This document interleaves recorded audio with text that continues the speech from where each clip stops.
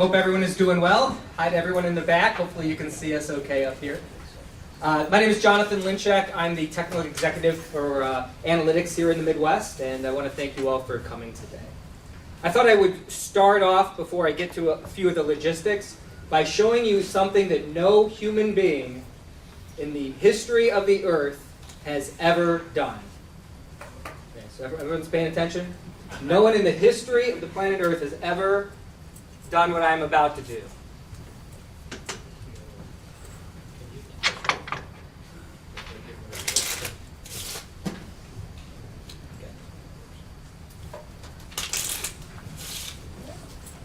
Are you excited? Are you watching? There you go.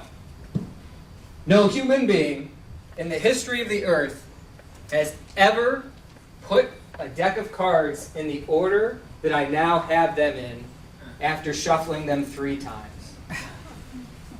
Now, when I first saw that, I was shocked as well, but the odds of any deck of cards ever being in this specific order are actually 1 in this gigantic number, which is 52 factorial, right? So that's actually, I think, 80 times 10 to the power of 69. This is the power of analytics. Are you impressed? This is the power of analytics, right? Doing things that no human being has ever done and understanding them and identifying them, right? Tough for a human being to realize that, hey, by shuffling a card deck 3 times, I'm going to get something of odds this great. But that's something that computers do very well, analytics do very well. So throughout the day today, as you're going to the different sessions, think about how you can apply the information that we're presenting you today and the things that you can do in your business that maybe have never been done before. I'm going to start off with some logistics before we get going today. As you see, you all have a printed out agenda in your folders. These sessions are there for you to create your own day. So while we don't have 80 to the power of 10 to the 69 possibilities today, there are actually over 4,000 possible situations that you could create by going to your different sessions throughout the day. So pick and choose the sessions that you'd like to see, but also try to see something new. Try to see something you've never thought of before, you've never learned about before, that maybe you could now start to apply to your business. I do want to note that sessions may fill up based on how we've done and structured the day today. We didn't have everybody pre-register for the sessions. We wanted to give you the flexibility and the power to pick and choose what you wanted to see today. So please realize that at the front of every room there will be a room monitor that's going to be kind of keeping track of a count. And it's possible that some rooms may fill up. If they do fill out, hopefully you can be understanding. We are videotaping every session today, and we'll provide the videos after the day today. So if you do have a session you weren't able to attend, or if there were 2 sessions at the same time and you want to go back and watch one of those, we will get you the video links so you can take a look at those down the line. Another logistical situation that we're in is because of the size of the keynote here. At the end of this keynote presentation, I'm going to need to ask that everybody step out of the room, grab some refreshments, hopefully attend some of our video pods, because we need about 10 minutes to turn this big room into 2 separate rooms for the next session starting at 10 o'clock. So I apologize kind of for that. It's a little awkward, but if everyone could step out after the keynote, give it about 10 minutes and then go to your first sessions, that would be wonderful. We do have refreshments throughout the day, so there's refreshments out there as you saw for breakfast. There will be some after the keynote, and then we are providing lunch as well as a alcohol reception with appetizers at the end of the day. So hopefully everyone can stay till the end. Okay. For lunch, feel free to grab a seat after you get your lunch wherever you'd like. So in any of our rooms or any of our public areas, you can sit down and have lunch. We will have demo pods where you can see demonstrations of different technologies live in more of a one-on-one environment. They're at the end of this hallway closest to that first room, which is 6601. So feel free to stop in there and see some of the demonstrations throughout the day. Those will mainly be there after the reception, during the lunchtime, and during the reception at the end of the day. Here is a quick schematic of the different rooms, which you don't have in your folder, so just be aware. We are currently in 6609 and 6607, which are right here. 6611 is in the next room right behind this wall. And 6601 is the fourth room, and that's all the way at the end of the hall down this way. This was the entrance where everybody came in, and the restrooms are right here. So you can get to the restrooms through this hallway, which is kind of right outside this door, and then to the left, or by going back to where you came in and turning around to hit the restrooms. The demo pod area will be right here. In your packets, you have 2 sheets that we ask that you keep through the end of the day, fill out, and then return at the end of the day before you leave.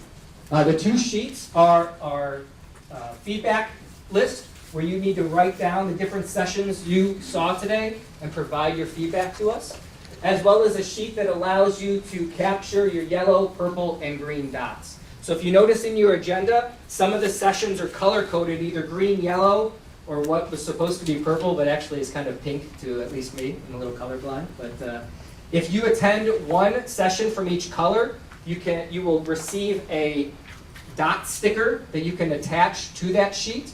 And then at the end of the day, by turning in both your evaluation sheet as well as your 3 dots, you will receive a little prize for coming. So please keep that in mind throughout the day. Also, a nice bonus as well for attending today is everybody can utilize this code, G15 Chicago, for $100 off when you register for Insight Las Vegas.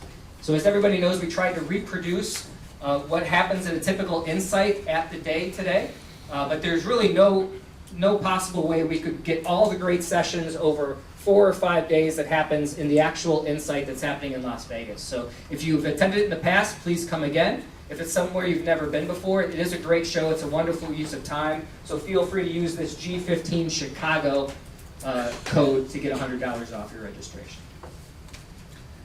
With that, I'd like to introduce Lisa Yanker. Lisa is the Vice President of Analytics here in the Midwest. She's going to say a few words and then pass it off for our keynote. So Lisa. Thank you, Jonathan. Good morning, everyone. Can you hear me okay? Okay, great. So welcome to IBM. Welcome to the facility here in Chicago. We're really excited that you all are here. Love the turnout. And as I understand, there was a terrible train accident this morning. So the fact that you all were able to get here and be on time, and our sympathies go out to the family of the woman who was injured in that accident. So, but I wanted to thank you again, welcome you on behalf of the analytics team. We're so excited that you are here today with us.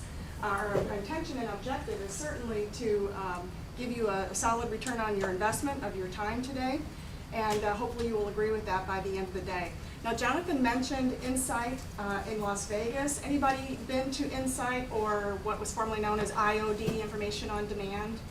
Okay, wonderful. Well, we certainly hope that you will join us again in the fall, and for those of you who have not been there, hopefully this will give you a small taste of what that conference is like. It is a rather large conference, but it grows every year, and the feedback has always been so positive. And that's why we keep having folks return each year. So hopefully you'll consider joining us out there. And just to comment on today, obviously we have a lot of sessions for you, but one of the best pieces of feedback that we get from our big conference is the customers have a chance to talk to one another. So I'm going to ask the IBM hosts in the room to help your clients find other clients in the same industry or similar industry and make that connection for them, help them talk to each other and share some ideas and some challenges and whatnot. So with that, why in general are we here, and why are you all here? What's the interest? And I think we all recognize that we have entered a new era, and that's kind of a trite phrase. I hated to even use a new era, but we are, and we're in this era of massive amounts of data coming from so many places, internal to your organization and external to your organization. And the challenge really is, how do we harness all of this information? How do we connect it? How do we apply intelligence to it to find new ways to address our business objectives? And maybe it's a constituent like a citizen group if you're from public sector, or patients if you're from healthcare. But there's so much possibility now in how we collect, connect, and apply intelligence to data. And it just gives us such a huge opportunity to change the way that we live and that we work. And in IBM, we call that Smarter Planet. And it's very exciting. I personally am excited to be part of this industry that can truly change the way we operate on a daily basis. We change lives, we save lives by the application of this technology. So how do we do that though? And that's kind of where all of you come in, right? So you all are the nitty gritty of how to make all of this work. And so that's what we'll spend time on today, is helping you understand challenges that other clients have faced, how they have solved those challenges, what kind of strategy IBM has in the future so you can plan for how you will solve the next set of challenges that you get, and hopefully come away with, again, some new ideas on how you can have a major impact on your business and new business opportunities and change those outcomes. So really excited to have you here today. And again, as Jonathan said, we've mirrored this like IOD, or Insight in Las Vegas. So we'll have a keynote, and wanted to introduce our keynote speaker, followed by the various breakout sessions. So we are delighted to have Harriet Friedman with us this morning. Harriet is the Vice President in our Analytics Marketing Organization. Huge background, though, across product line management, development, consulting directly with clients, has kind of grown up in the Silicon Valley space, so a lot of energy and entrepreneurship in her background. And Harriet's responsible now really for a lot of our strategic moves in this space, and hopefully you've heard about some of our really interesting partnerships with Twitter and Facebook and weather.com, etc. So we're really excited to have Harriet to kick us off today, talk about what the strategy is all about, some of the things where we're headed, and several use cases on clients that have successfully entered into this new space. So Harriet? Great, thank you very much. So is my mic working? Yes? Wonderful. Well, it's a very long room, and I'm glad that the people at the back are actually facing me versus taking the opportunity to face the screen in the opposite direction. So if I have very small font, I'll totally understand if you have to turn your chairs around and have my back to me so that you can see the slides. So I saw a fantastic video that's actually on YouTube by Ginny Rometty talking about our analytics capabilities, our Watson technology. And she summed up a phrase that I've just kept in my mind since then, which is, we walk past unsolvable problems every day. And with data and analytics, we can actually start solving them.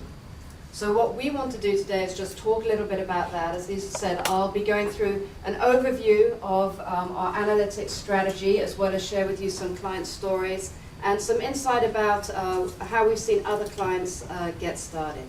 Now, I started my own career not by, as it seems like Jonathan did, shuffling cards for some purpose. I actually started off in analytics when I was about 4 or 5, and I started with a very simple analytics. It was called frequency distribution, and it was called, when you have to share a packet of candies with your brother, you're going to look at the frequency distribution of the colors of those candies and choose the colors that are your favorite, which is the highest distribution. So that was my first challenge with analytics.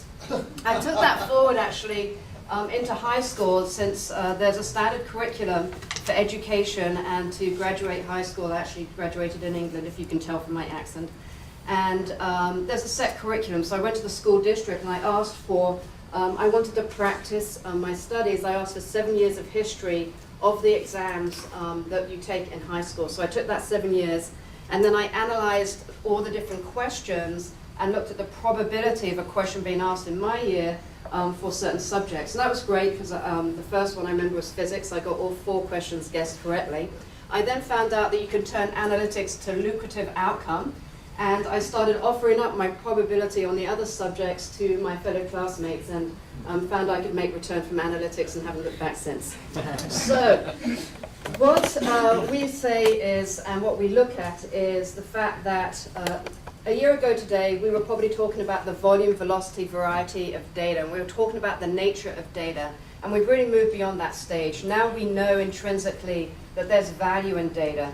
We know that we're going to be data hoarders for a while, because we know that there's value, but it's hard for us to get that value out. And so what we're really looking to do with analytics is to use that data for competitive advantage. And we say there's really 3 things that organizations are doing to get advantage out of that data. First off, we need to look at where analytics is in the organization, get it into more people's hands, apply more data to business problems, and make sure that we use the breadth of analytic capabilities that we can. Frequency distribution is great when you're 5. Predictive and probability is way more important now to know where a business is heading. So many forms of data in many people's hands, and a sophisticated set of analytics. The second area is It's great to know the data, it's something else to do something about it. And there's a time value to analytics that's important if we're to drive an outcome from what we learn from those patterns. So whether it's time to insight or time to action, there's a time sensitivity, and we have to make sure that analytics is available at the point that it's going to make a difference in the organization. And then third, we certainly see here at IBM that cognitive is the killer app of analytics. And as we look at the amount of data and the amount of analytics that we need to apply, we need systems that hypothesize, that learn, and that can suggest a recommended action. And that's why we really see cognitive as the app that's really going to take us to the future of analytics. So we all know that there's lots of data in the world, but we also know that there's the most relevant data to the business problem. Lots of people tend to start with, where's my data? What should I do with my data? How do I get my hands around my data? And that's certainly a problem space we have to solve, no doubt. Where we see organizations start is they start with the question or the business processes that want to impact with analytics, and then go and look for the data. So sales orders won't tell you why your customers are churning. They'll just tell you your sales orders are going down. Defect reports, the production line problem is you have to go and look at the data that's monitoring the production lines. So when we look at data, we're looking internal to the data, external to the data. We're looking for the data that's going to help us with the answer. We're not just looking for the data that's most readily available.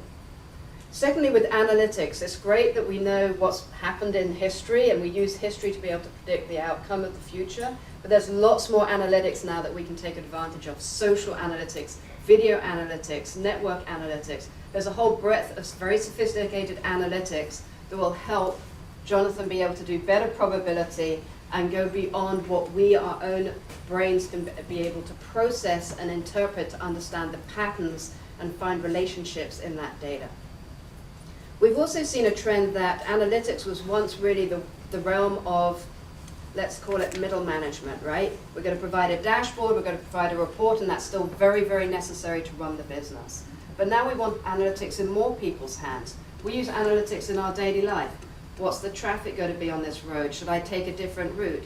How busy is that aircraft to get me the seat that I really want? We use analytics in our daily lives, and everybody in organizations needs to start using analytics. Analytics is going to be in more people's hands to make decisions based on the information they see. It's going to be in more business processes. It's going to drive the interactions of web and social and the mobile apps that we even use in our everyday lives. So we need to get to more places, we need to use more data, and we need to see what is the best way to implement that into our business processes, into our organizations. Now, we have some great data points on why it's important, because 20 years ago when we were building dashboards and EIS systems, I already aged myself here, we couldn't really quantify the business value. We could certainly quantify the cost of a project and implementation. We couldn't really quantify the value, because how do you quantify a better decision, and was that decision really based, or that better decision based on the dashboard? Now we have statistics where we can monitor what the outcome, the business value is of projects. And the first data point comes from Aberdeen Group, and it's about customer engagement. When people put analytics into how they drive their customer engagement, they see a return, 7.6%. Indeed, when they looked at the opposite, where people are not using analytics, they saw a drop of 4.3%. So there's a value to putting analytics into interactions, into customer engagement. The middle column was from an IBB study, where it's 3 times more likely to develop customer market insights. So we all know in our industries that there's disruptors coming along, disrupting companies. We call them Generation D companies. They're digital and they're data savvy, and they're disrupting the people who have been around 20 years, 50 years, organizations that have been established. And they're disrupting them because they're applying their digital savviness and their analytics to drive the business processes. So rather than a business process being, I do step A, I do step B, I do step C, they're using data to determine if step A happens, what is my next step B? And the return is great. The third area is actually a quantification, not of the cost, but of the value return of analytics, that for every dollar invested, $13 of return happened.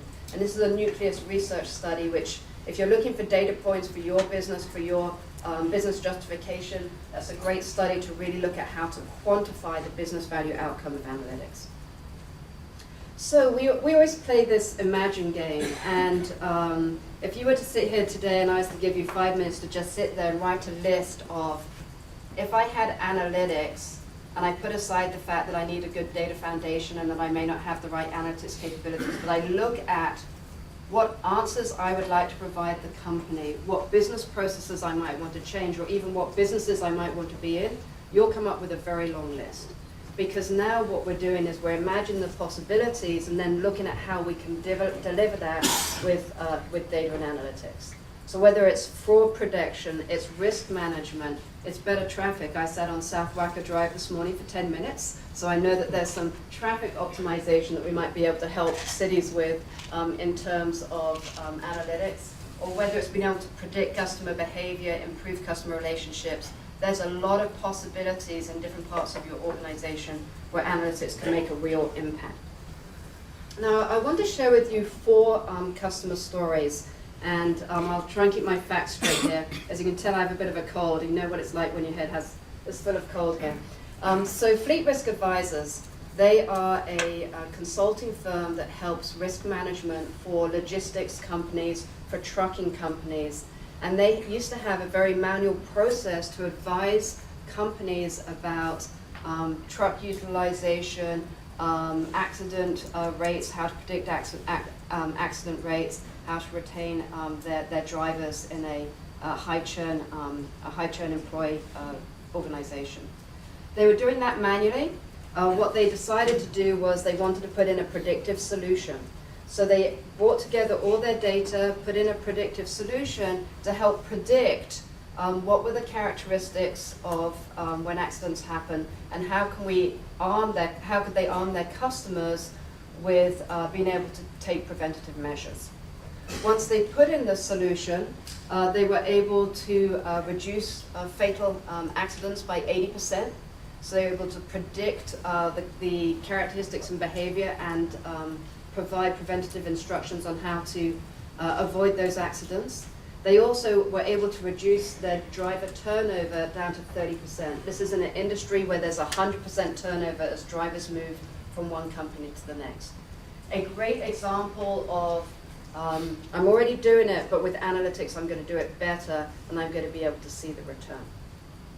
Now, Solacom is a telephony provider out in Malaysia. They have about 1.5 million subscribers across 9 countries, and they're in a highly competitive space. Telco is highly competitive, as we know, and people tend to switch providers very easily depending on the rate. So what they wanted to do is they wanted to be able to improve their customer retention, their customer loyalty, and do so through very targeted marketing programs to identify the right product to the right customer. It's a part of the world where there's a lot of prepaid phones, and so there's a lot of services that we can sell to each individual if we understand exactly what their needs are.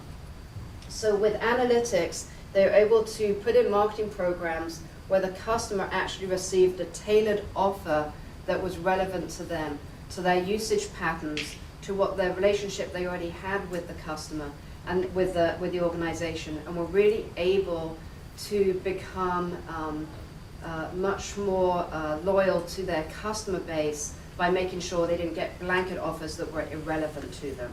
And they saw a great return from just understanding the customer and using that understanding to drive their business process. So I would say that with their one-to-one marketing, that's an example of where they did something that they didn't do before. It wasn't possible before with analytics. Now, Akamai, as we all know, powers and speeds up a lot of the world's internet. They had a different situation. They have about 150,000 applications that they need to manage.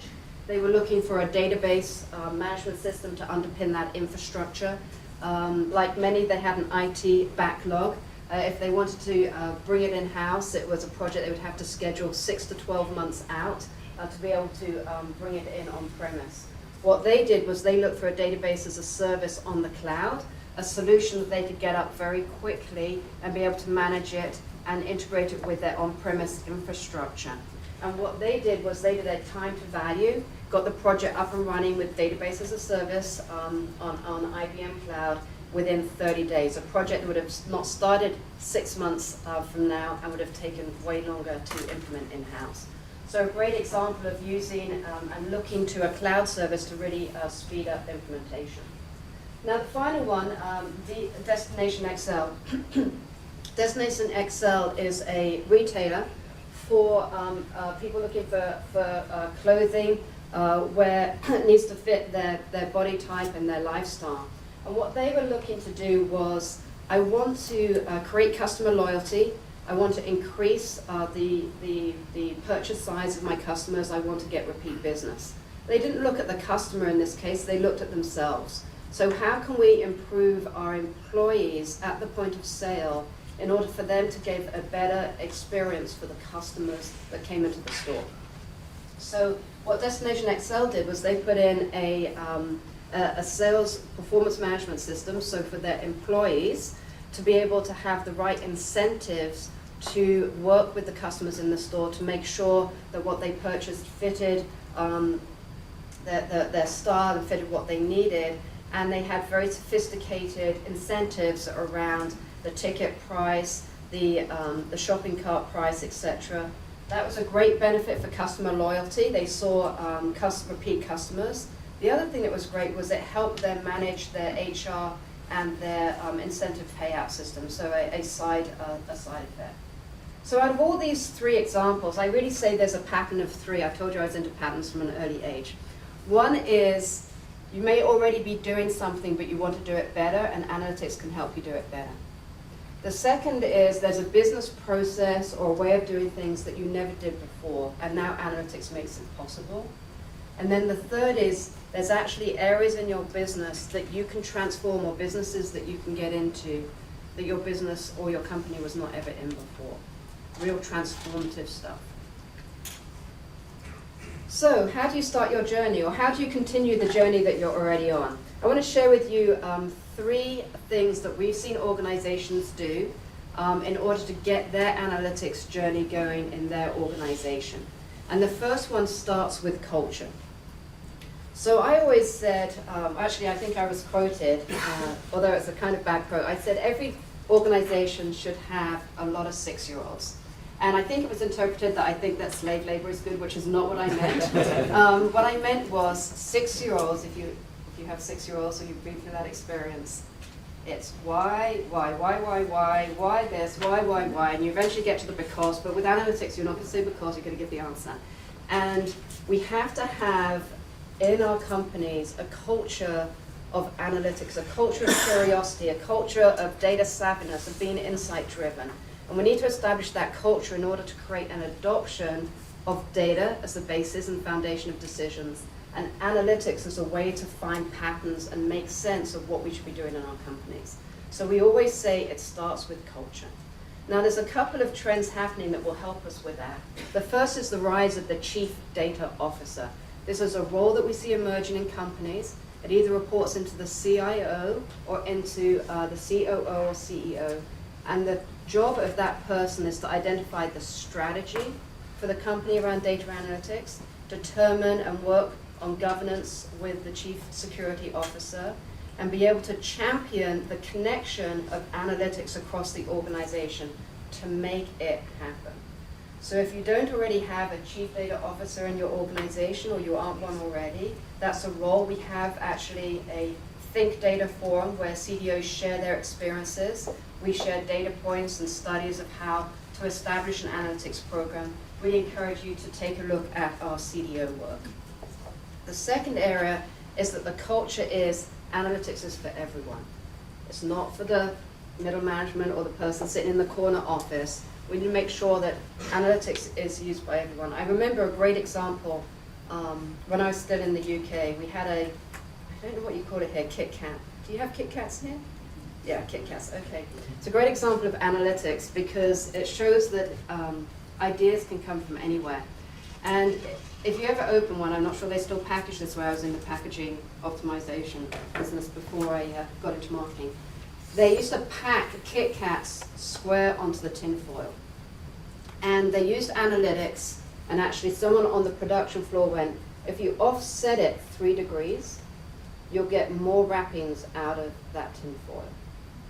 So an idea came from the production floor that caused huge savings to the company. So we need to recognize that analytics should be in the hands of everyone. Analytics is part of everything. And we've actually seen people appoint data czars in meetings to say, your job is to ask, where's the data to prove that? What's the analytics that drove you to that conclusion? And actually start people thinking, I need data to support things. And then, of course, we need to have that imagination of what's possible. 6-year-olds have that fantasy world. We need to have the reality and make it possible. When we look at the infusing culture everywhere, the second step is to pick the place in the organization that's going to have the biggest impact. And when we look across thousands of engagements at IBM, there's a pattern that emerges that there's 3 places that people tend to start.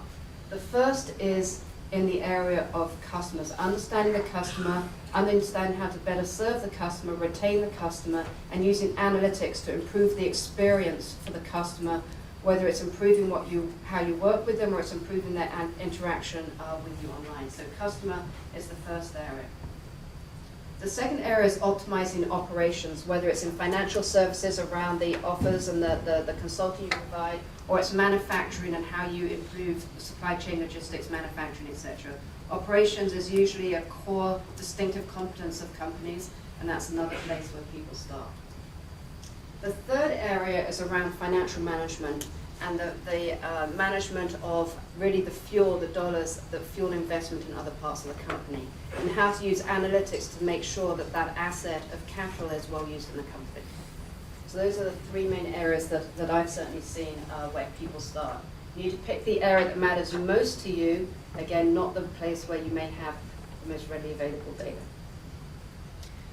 In terms of the engagement, so IBM has a fortunate that we're global, we have lots of clients and we're able to understand the use cases and identify which use cases in which industry are important. And we've distilled these, if you watch IBM, you'll have seen an announcement last week around our industry solutions.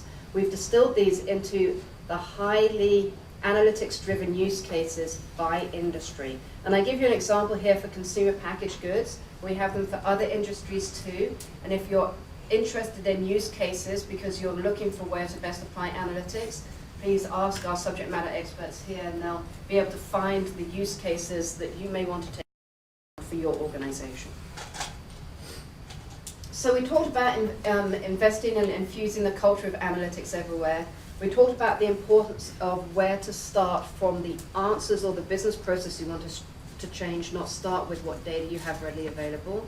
The third is to decide what foundation do I need to put in place? Where is my foundation not going to be delivering what I need in order to bring that business imperative or use case to life?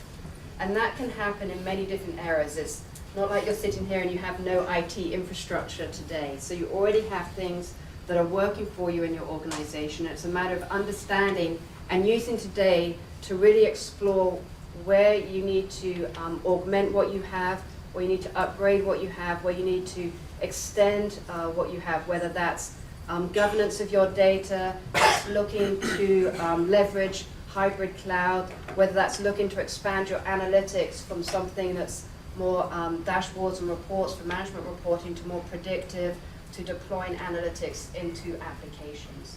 There's always a place to start, and it's a matter of starting based on a master plan of where you want to go. So we all do a lot of one-off projects due to time pressure. I'm telling you, if you have a map or you work on a map of where you're heading 2 to 3 years from now, it'll really help those decisions that you're having to make on a daily or a monthly basis on what technology investment you should do first, how you're going to deploy a particular architecture out to a division, out to a business unit or to a customer. So build a master plan, work out where your pain points are, and fill in the gaps on that master plan. Now, why us? Why IBM? So I want to talk you a little bit through the portfolio in order to give you a sense of navigation in order to really fuel the day that you have ahead. We have aligned our capabilities to where the customers are looking for solutions. And I talk about it, I think candy is a theme in my life. I talk about a kid in a candy store. IBM has the benefit of riches of a very rich portfolio. It also has the challenge that it's hard sometimes for people to navigate what we actually have, or to know we even have some capabilities that might be useful to you. So we have a solutions business. That solutions business is to bring together the domain expertise that we have in particular industries together with client implementation experience and deliver solutions that can accelerate your time to value. Those solutions include domain expertise. They include the capabilities needed for that particular use case, and they're about giving you a more packaged capability to get you going faster. And we announced a set of industry solutions, as I mentioned last week. We have a platform division. That platform division is all about the core capabilities, the database, the data integration, the data governance capabilities, the reporting, the predictive, the analytics breadth. That platform is to underpin and be a foundation for our own solutions and also for the solutions that you want to implement at your company. We separated out our cloud capabilities to have very particular focus on what people are looking to do in cloud. We talked about the fact that analytics should be in everybody's hands. There's another end to the spectrum, and that's in IT shops we see the rise of the data scientist and the data developer. Those are the people who are looking for cloud services to compose applications, to investigate open source, to be able to really play with the technology and invent new apps or new analytics that will go into existing applications.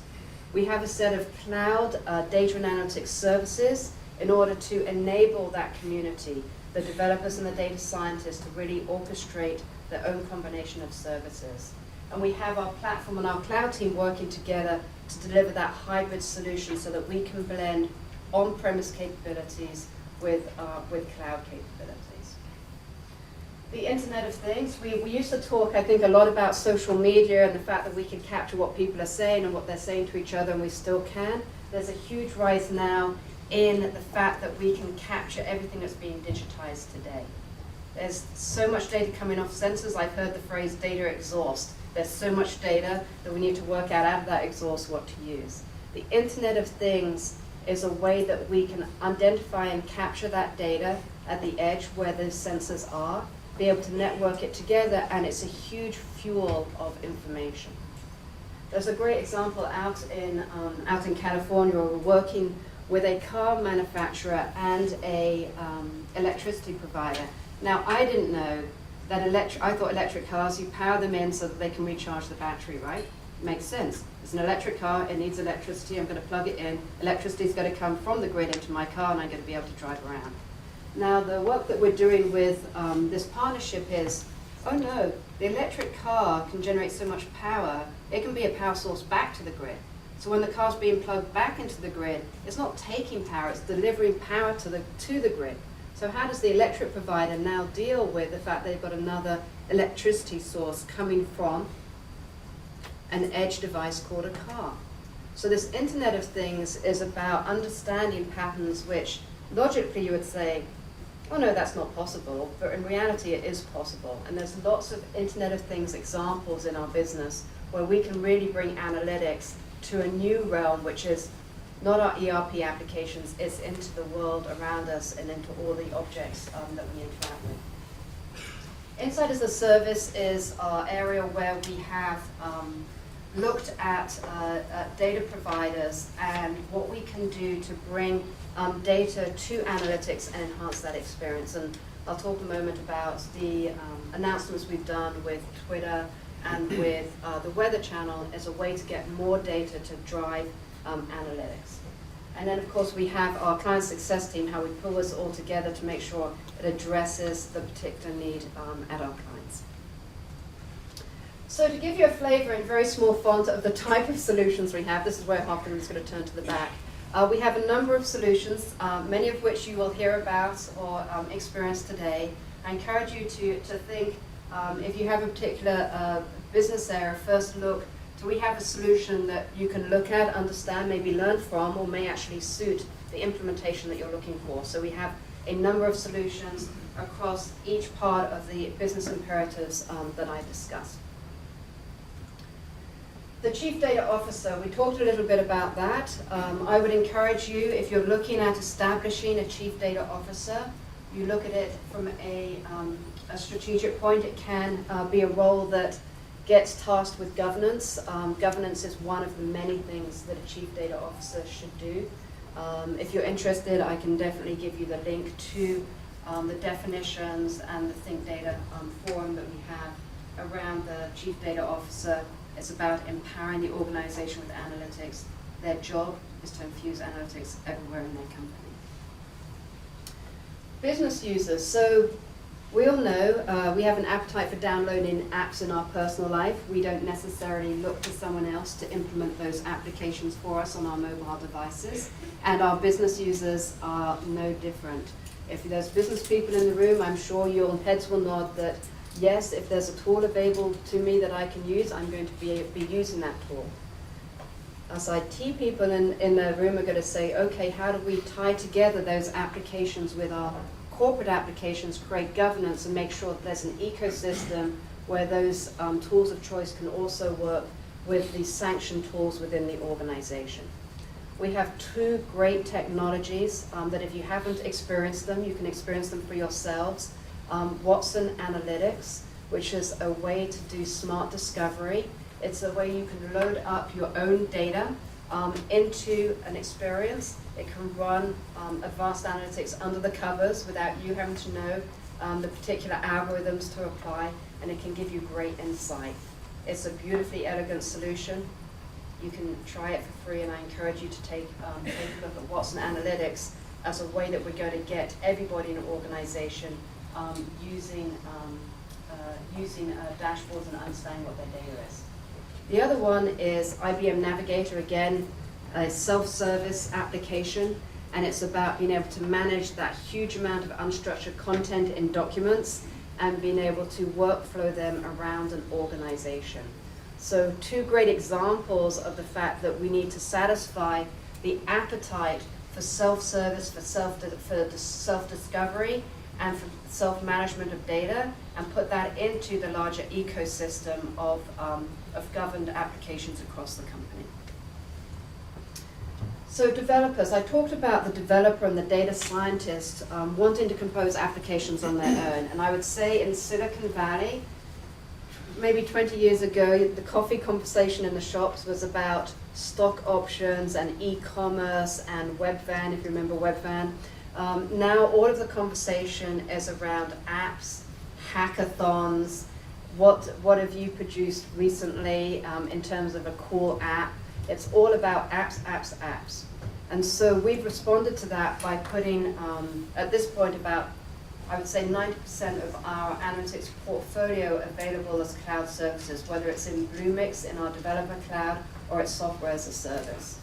So we have a number of services in Bluemix, which is our developer cloud environment, and they range all the way from the SQL database, the database as a service that Akamai used, all the way to a data warehouse database, a DashDB that can hook up to your on-premise data warehouse, to Hadoop, to predictive analytics, so a whole range of services. We know that the world is moving to composable apps, and we want to make sure that we empower you to do that too.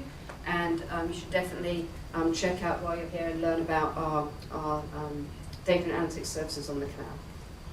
Now, you likely all saw our Apple announcement last year about being able to deliver mobile applications to the enterprise. We made two more announcements that were very exciting, at least to me. One was with Twitter, and the other was with the Weather Channel. Now, Twitter has such insight that you wouldn't even, again, imagine that it was possible or imagine that it could help you. So there's a number of use cases and solutions with Twitter that will really help combine the external sentiment that's happening out there in the social world with your internal data. We've seen companies, we have about 100 companies now using our Twitter IBM relationship, And it ranges from things like I can see my employee satisfaction by looking at Twitter and tying it to my employee data.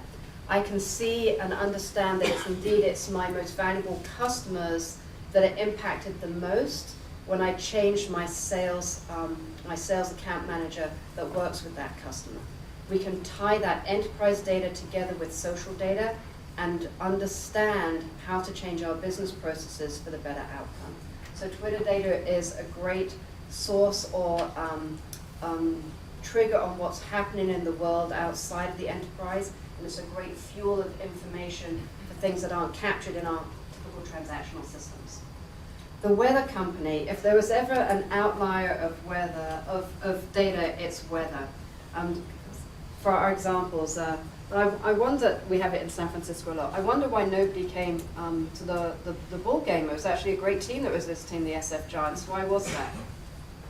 Well, it was foggy and miserable, and nobody really wanted to go to the ballpark. If you've been in San Francisco in the summer, you will understand that you have to bring your winter coat. I know it's not winter here, but for us San Francisco people, we're 2 degrees below 60 degrees, we're putting on our down jackets.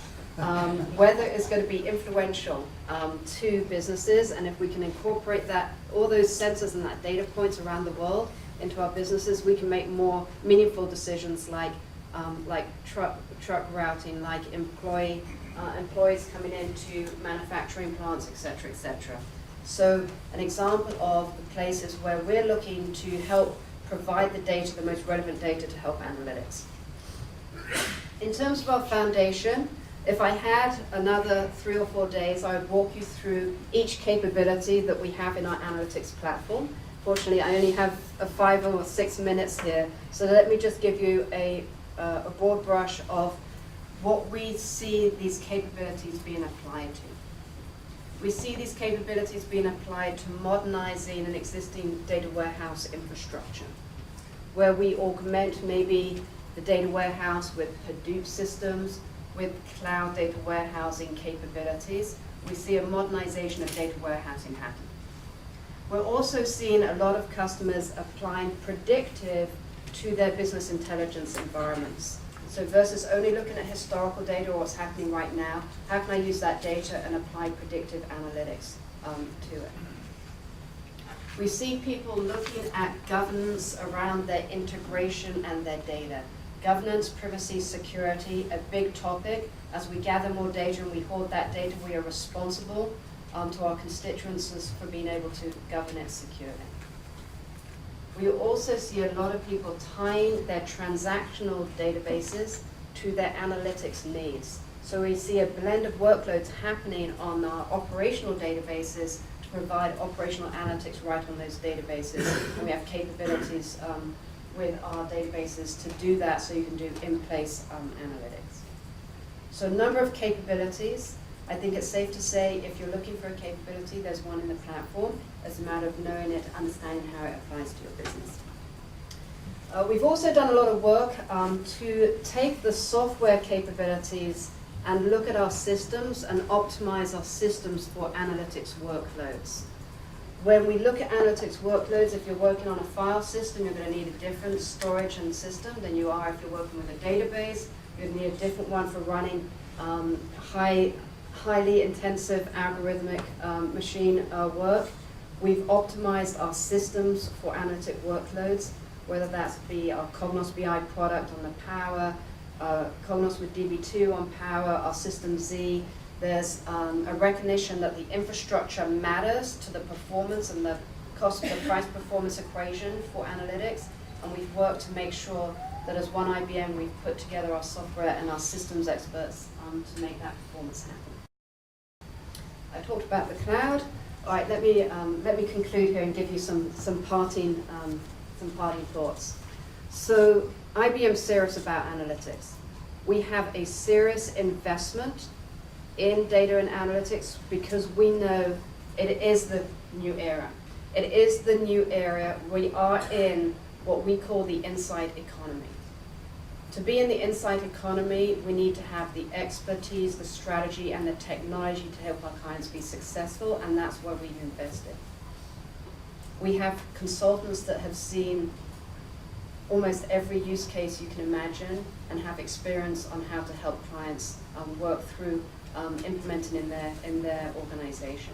We have the technology and we constantly advance that technology. I'm in marketing, I have to deal with the volume of innovation that's coming out and help tell the market about it. We have a tremendous amount of innovation that's coming out of our doors to help our clients. We're serious and we're committed to this space. And if you're in any doubt on that, I can tell you even more about it. We are committed and we are going to take analytics where it needs to be so that everybody can be analytics driven. I want to finish on one story dear to my heart as I flew from San Francisco and my flight landed at 12:20 a.m. this morning. We all fly every day, and if there's one thing that I've noticed about flying is the seats are getting smaller and closer together. I think at one point I will be standing up because it'll save more space. The reason for that change in the airline industry, the cost is, I saw someone go like this, like, oh yeah, they could do that. I can see that's real. See, we've got imagination in this room. The main driver for that is fuel cost. Fuel cost is the driver. It's the hugest investment for the airline industry, and it can be highly variable. We work with a customer, Pratt & Whitney. They make engines, and they have invented a new, highly fuel-efficient engine. And we went in there to say, analytics can help you. Analytics can help you optimize that, right? We know analytics can help optimize. And they go, okay, well, prove it to us. So they gave us 2 years of sensor data history on their engines. And they said, predict where the failures might occur, where the problems might be. They already knew because they were giving us history, right? So we took 2 years of a massive amount of data. You just imagine the amount of data that comes off every sensor on those engines. And with our predictive solution, we were able to predict to 97% accuracy the defects when those defects were likely to occur. Okay, that's pretty sobering because we use past data to prove the power of analytics. We're now their trusted partner for analytics. So a great story of we can prove that this technology works, and we proved it to Pratt & Whitney. So where do we go from here? We have a whole day full of the ability for you to talk to the subject matter experts from IBM, to talk to your peers about what projects they're working on, what challenges they faced, how they overcame those challenges. I encourage you to think about the 3 things that are needed. We need to infuse a culture of analytics in our organizations to be data savvy and insight driven. We need to infuse that culture to be able to be accepting of the difference that analytics can make in a company. Secondly, we need to start with our most important business process. It's not about what data you have, it's about what answer or what business process you want to impact with analytics, and start with the one that's going to make the biggest impact to your organization, and that will get you onto the next project and the next project and the next project. The third is, even if you don't have the most perfect foundation for your organization today, build a master plan. Know where you're going so that every decision that you make can be a step on that journey. Infuse analytics culture, start with the most important business project, and make sure you have a master plan that's fueling your business. So I hope that you get the most out of today. It's great that you could take the time out of your work. I know everybody has busy schedules, and we really look forward to working with you going forward in data analytics. Thank you.